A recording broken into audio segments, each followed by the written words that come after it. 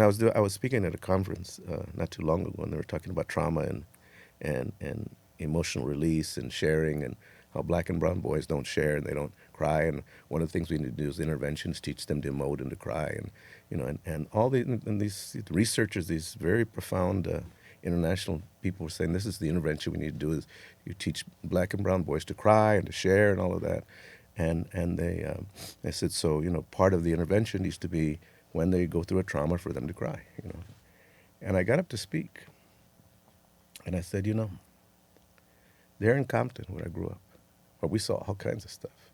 Saw cops beating, my best friend Tyrone.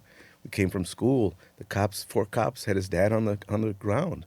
They had their foot on his back, And my friend Tyrone runs up, my daddy, why you?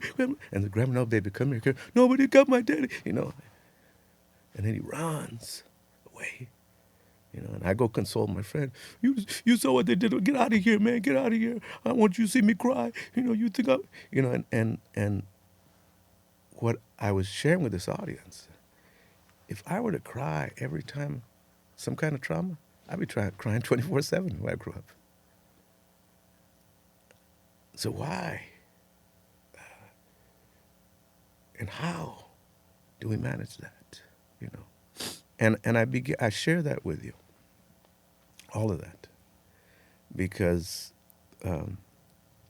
this journey towards gathering men and gathering boys was to create a space for men like my father, who all they did was work their ass off. To create a space for Tyrone's dad, who the racist remarks and the way they were treated was so bad, but when do you have a chance to cry and let it go? And is it good to do that?